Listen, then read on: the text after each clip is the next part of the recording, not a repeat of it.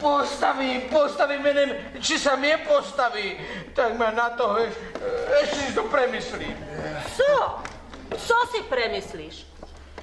Však ti vypráviam, že mi je ľúto za tvoju lásku. Teraz sa odležím? Áno. Ja ťa musím ľutovať, nešťastníku. Takto sa snechal škaredze ošidzi. Bože môj, koľko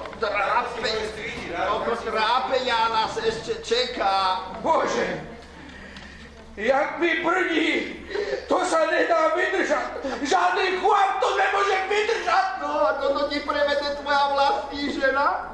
Odporní falešnica je to. Co? Ty nedomrne, že Svaďulinka je jak plen. Bože, vezmi ju, prav takú veľkú výchricu, vezmi ju do luftu a tam ju krúc. A potom nech pomalučky zľahka padá na kolik toho svojho trúbu a tú svoju tsunami. Hovado, keď nás tak velice dobre poznáš, proč s nama bojuješ? Moje ostali s nama žiť v pokoji a v míri. Chodíš jak vytririt. Celý si rozgajdaný, však ja krávie z Papue vytáhuje. Nemám ženu. Joj, to sa mi ľúbi.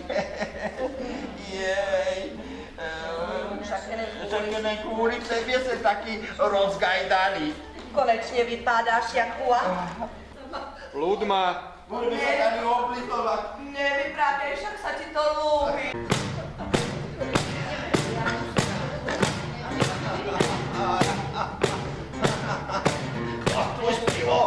Radosti, seme ženské radosti, na vedenie nebo na zemi nebo v meste. Nech sú prázdne naše mieste, kasle nech sú plné peniaz, nechceme žiaden hry.